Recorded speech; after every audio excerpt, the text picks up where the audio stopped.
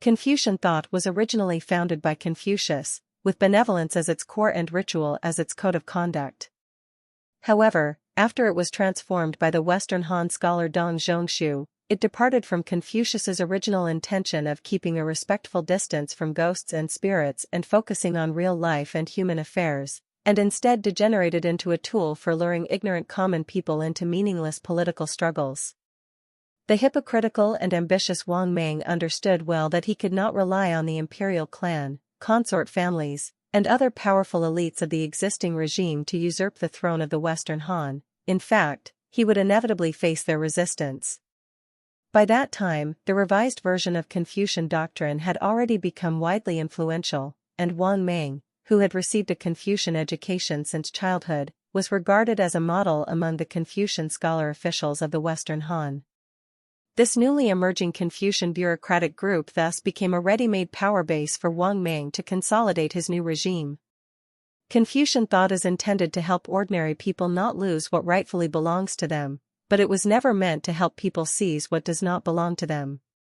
This reflects the goodness of human nature. Such goodness originates from filial piety, which is humanity's innate disposition and the earliest culture possessed by human ancestors. Filial piety is the most fundamental distinction between humans and other animals.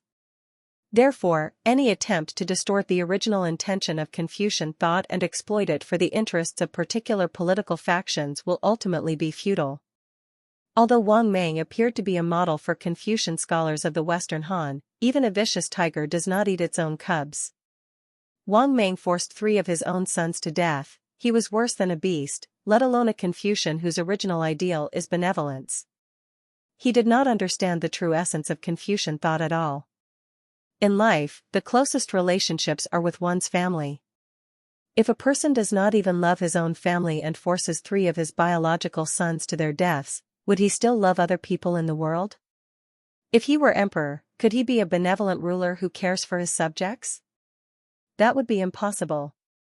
In the late Western Han, various powerful factions within the court exhausted themselves in internal struggles, politics became corrupt, and powerful local clans and landlords massively annexed land.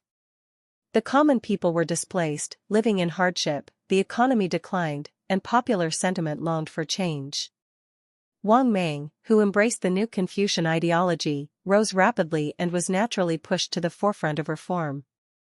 However, the new Confucian doctrine was merely a political tool for him to usurp the throne of the Western Han.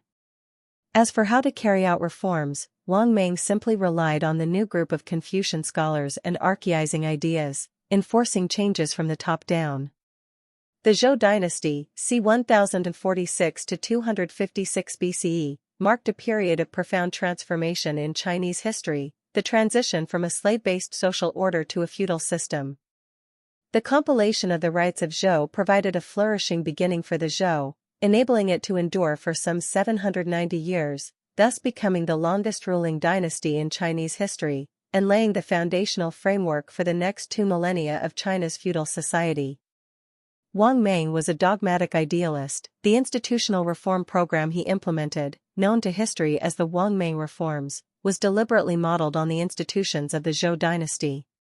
In 9 CE, the first year of the Shijiangguo era, Wang Mang implemented a land nationalization policy, designating all cultivated land across the country as royal fields. Slaves and dependents were reclassified as private dependents, their status roughly akin to members of their master's household. Both these people and the royal fields were strictly prohibited from being bought or sold. In addition, the production and sale of salt, iron, and liquor, as well as the right to mint currency and to exploit mountains, forests, rivers, and lakes, were all brought under state control. At the same time, farmland was redistributed, and state power was used to stabilize prices and curb merchant exploitation. Property was taken from the wealthy, state revenues were enriched, and resources were redistributed to provide relief for the poor. This amounted to a blow against private ownership and the implementation of big government, high welfare policies.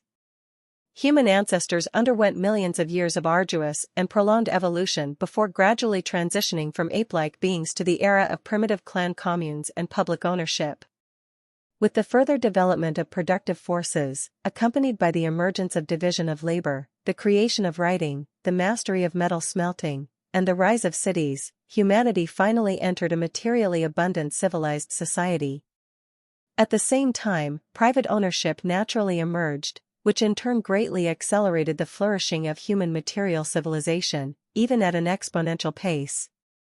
The emergence of private ownership reflects a natural law in the progress of human society.